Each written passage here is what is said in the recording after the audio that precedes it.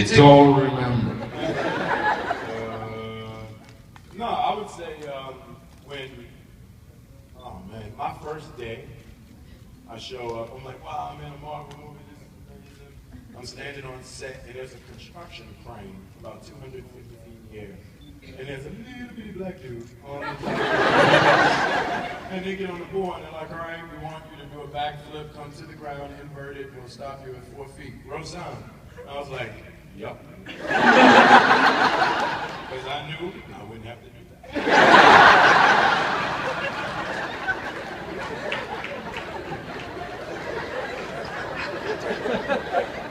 It's the little thing. You don't have to drop me 200 feet. Done. Yeah, I was okay with not being on top of that car. This sequence. I don't know. I mean, we hardly had any green screen. We were never really in a studio on this film. So the fact of just being outside and literally having things blow up around you, I mean, like it didn't matter how many times we did it. You just always got a kick out of it. Just that feeling of like, wow, I'm on a movie set. It just that was always exciting. That was always one part, and I remember it most. If you watch Cat, what's really funny about the movie, and I think because it's so directed so well, you don't really see it.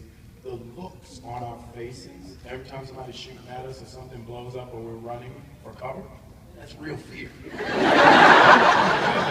You rehearse it and they're like, there's an explosion here, done, roll sound.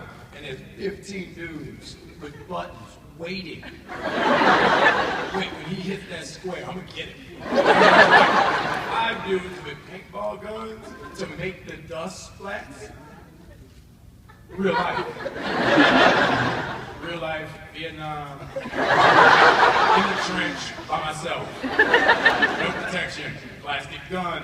Wings don't work. I'm afraid. So the fear you see is real. Just watch it slow. I actually remember one time in that last sequence in the movie when I was fighting Steve. There was at one point where they came up to me and they're like, "You're bleeding. You cut yourself." And I was like, "Really?" I was like, "No way. We gotta keep it. This is real." You would have it. Well, that's saying something because you've actually done a war movie before, right, yeah. And so was this more intense? Oh man. When you look at Hurt Lock, our budget was like an 1/8, a 20th of Cat. So, our explosions were like... They're like a guy throwing sand at you, yeah. Like, we didn't have... Our biggest explosion on set was literally when we blew up when we detonated the bombs like a mile from us. And the first time we did it, it's like, all right, bro, it's 1,000 pounds of explosive. We have a blast shield, so it's going to go that way and that way. You shouldn't feel anything. Everything's all right. So roll south. So we go to the top of the hill. It's me, Garrity, and Renner. And we're looking down at it. We're like, we just look like a bunch of rocks. So they go, action. And the dudes with their buttons hit the buttons. And you see a ripple coming up the side. And we're all like, that's crazy! And it blows us about 10 feet from where we're standing. And they come and look at it and they're like, are you okay? I'm like, what? That was a black shield. It was a shield. So, needless to say, the next time we shot it, they shot it from a different angle. And there was no explosion. There was a dude with a bucket of dust. And a fan. And he threw the dust in the fan, and the dust came over. That's how we got that scene. That was it. Acting! Hey there.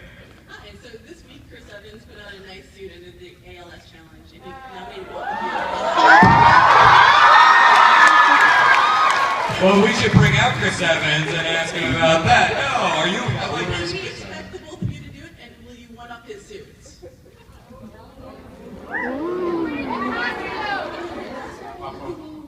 Popcorn. Yeah. Here's the thing.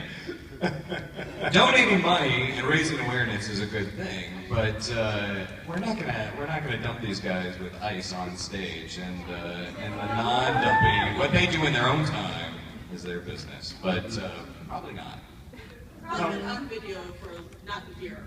I think what Chris did was... Glad nothing's changed since the days of Gladiator.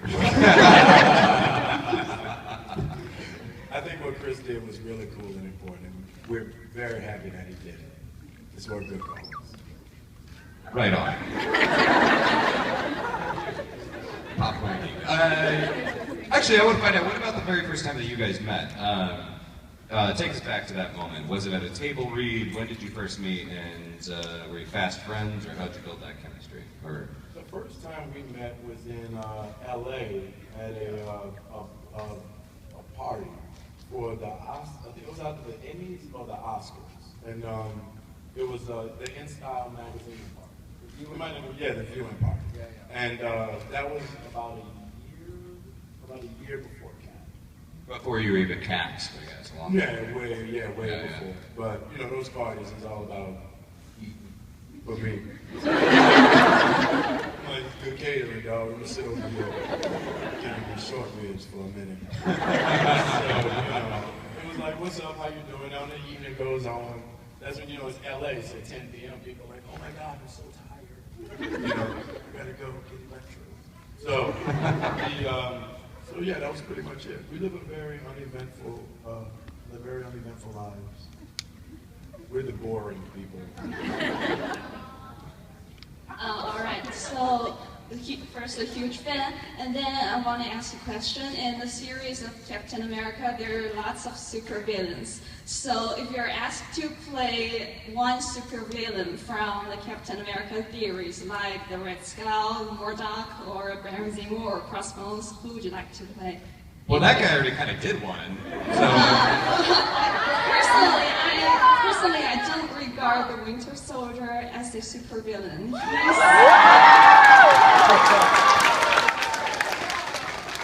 That's really sweet.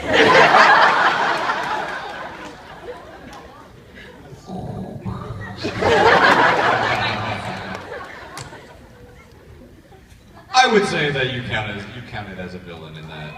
No. I'm upset now. The nerd hurt. Okay, so he gets better, but he doesn't. I mean, you kill a lot of people in the movie. You kill a lot of people. Actually, you kill everybody you meet. Yeah. Oh shit, that was. Damn it. Sorry. I should have gotten his name first. Is there a villain that you would like to play, Anthony? I would like to play Andy. I would say what's his name? Skull and Bones? Crossbones. Crossbones. Yeah. Only because we want to really get Frank Grillo upset. Yeah. Only because I'm pretty sure I could play it better than Frank Grillo. That's fine. Yeah. And tweet that. I think would be a better Crossbones than Frank Grillo. That's G-R-I-L-L-O. At Frank Grillo. At Frank Grillo. Hashtag better Crossbones. Hashtag ravioli. He'll get it. He knows what it means. Hi there. So, Chris Evans has been known to grab people's left boob. So, my question for the both of you is, have you ever had your left boob grabbed by Chris Evans? Oh yeah. I want to know where you Time out. This is the interview. Where did you hear that? Thank you. Where? It's all over YouTube. So, who is Tumblr and why did she grab her boob? Wait, who's laughing? What? Who was Was he in the process of grabbing? Was it an awkward hug? Was it like, oh, let's take a picture? He goes like this. He gets excited, and he's like, this is hair back, and then it's suddenly just like, you through. And then you sit there going like, Does he linger there for an inappropriate amount of time? Like, yeah. So this afternoon photo session is going to be very good. We're going to pull a lot of Chris Evans in. God bless the internet and the fact that you were able to find that That's information. crazy. How many of you have heard that? What did you Google? Do you Google Chris Evans boobs? Chris Evans boobs? Typically, just type in Chris Evans. How do you find that? Like, what's the first initial tweet before you hear about it? Like, you're sitting at your computer and you're like, oh, Chris Evans. Someone posts a GIF of it. Someone posts a GIMP. Again. Like an animated image. Popcorn. Yeah. This has gone into I'm confused. This has gone into a She's very got the internet. I'm very confused about the GIMP. interesting direction. I normally hear it all. I know, and this one. I feel like this whole thing's already happened. Yeah. I mean, Do you have a non-groping question?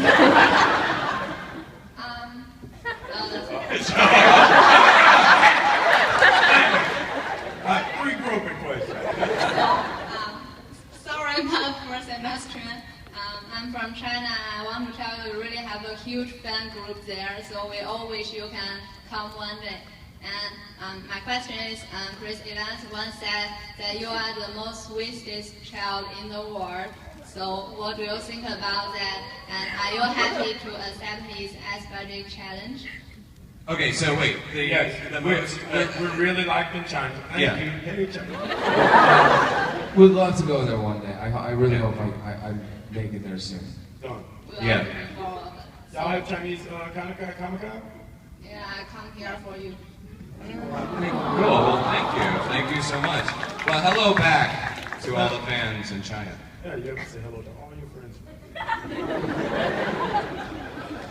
Thank you. Hi.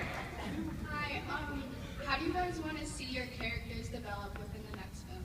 Wow.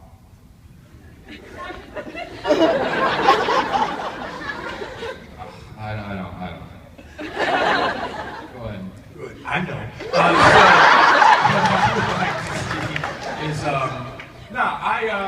It's interesting. There's so much stuff on the internet about Bucky becoming Cap, about Chris Evans only having one more deal on his movie thing, and Robert Downey Jr. might become Falcon. There's so much stuff going on. It's true. I read that too. Yeah. Ever since Tropic Thunder, he's like, I can be Falcon. But The Hulk's gonna cameo in Teenage Mutant Ninja Turtles. see what I? Yes. The Hulk is the Teenage Mutant Ninja Turtles' cousins. Okay. So I would like for Cap to, and this is my Cap 3 synopsis. Cap and Winter Soldier go looking for Bucky. They become friends. Oh, Cap and Falcon. I think you just wrote yourself out of the script. They go looking for Bucky. They become friends. Now when Falcon get mad. No, spoiler alert. Cap and Falcon go looking for Winter Soldier. They find him. They go through this traumatic ordeal of him transforming back into Bucky, girl that wants the miniseries. And then once he goes back to Bucky and we get all the craziness out of his head, then we become a three-man duo and we go out and be sick. Yeah, see what I mean? He's got a shield, he has an arm, and he has wings. See, right? Great, catchy music, and we save the world. And then we go beat up Batman and Superman. On the same day. And keep the theme song too. I like that. Let's take a question from the Frankly Chat app. They say, what is the hardest part about preparing for your role in Captain America? So, just when you get this job and you're part of this larger universe, is the very first thing you do stock up on comic books? How do you kind of get into that entire continuity? I mean, it's all of that. For me, it's always like, you just want to do the part justice, and there's a lot of takes on it, and the comic books is where you go, but you can't help but pay attention, to how you guys feel about these characters and where you want it to go, and also you don't know where they're going to take the story ever, so you're kind of always working on trying to implement things for the future. So it's a lot. I threw a big party at my house. A preparation party. Yes. I like it. Hi there. Hi, I'm Ellen. This is very loud. And I hear you like karaoke. Is that true?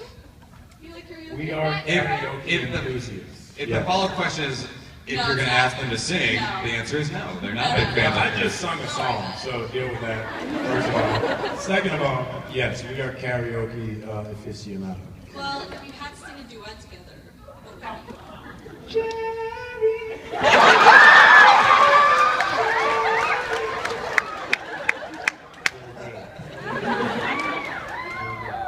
I really like Jersey Boys, I realized. I didn't even know that. I like the music. Yeah. That's the subplot to the Captain America 3, yeah. Someone just felt bad for me. And the third act. Third act is they just go to Broadway and watch Jersey Boys. Cool, 30 seconds ago. Jersey Boys. Sorry, Winter Soldier. Well, yeah, I could see it.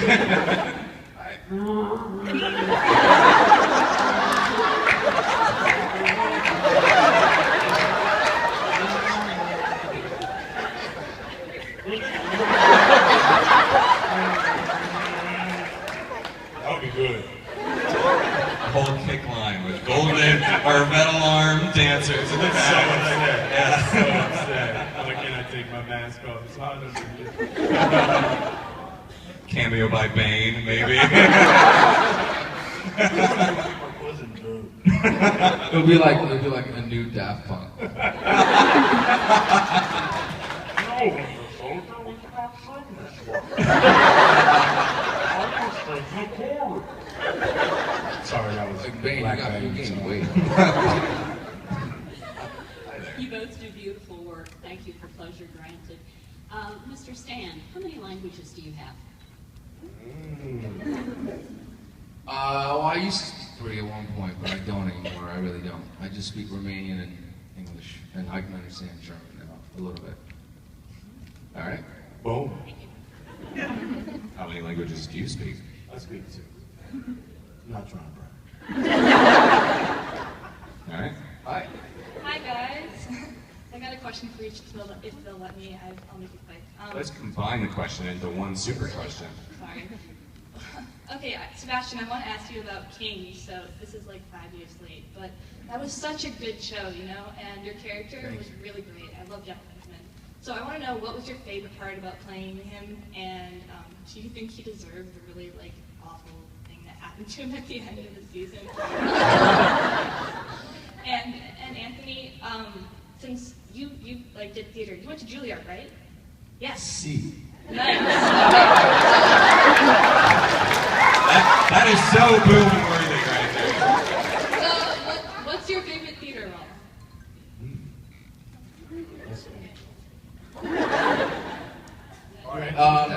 Yeah, no, I think he deserved that. You know, I mean, he kind of was the own, you know, his own maker in the end. I mean, it was really hard for me to be a part of that because, in a way, because I always wanted so many more things for that character, you know.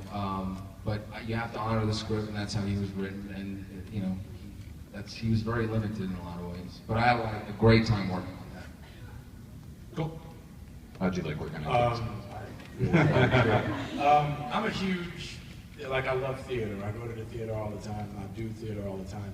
But it's my dream to do a musical. And I mean, old school, dancing, like Cleavon Little, music, right? And there's this musical called Pearly. And if you haven't seen it, they did a PBS TV movie of it like in the 60s. And I used to watch it every weekend as a kid on PBS. And that's one of the greatest actors of all time, Cleavon Little, played Pearly. And that's once I become famous enough, I'm going to do Pearly, and I don't care if 20 people see it, and we close in 5 minutes. Hi there. Hi. So, Anthony Mackie, Hello. Hey. as someone who speaks out about representing minorities, especially like for children, what is a character of color you'd like to see, like either in a Marvel movie or just even onto the screen? Well, it's not so much a character of color, because I think when you think of minorities in the superhero world, you also have to speak with women also. So I think women come in really different shades. And I think for me, I would love I would love to see a Wonder Woman. But it has to be real. Like, Wonder Woman can't be like from LA. Like, she has to be the buxom Latino she was in the comic book. Like, she gotta be, you know, like J-Lo that can act like a bad, like, no many ways, big blue briefs, good times. You know what I mean? Come on, real Wonder Woman, not like little bitty skinny Wonder Woman that have a loose fitting suit because she. Like, if you look at the old Wonder Woman cartoon, she was gangster, you know. Wonder Woman worked out, you know, ate a lot of, you know, beef and carbs. She was real. So that's why her jet was in.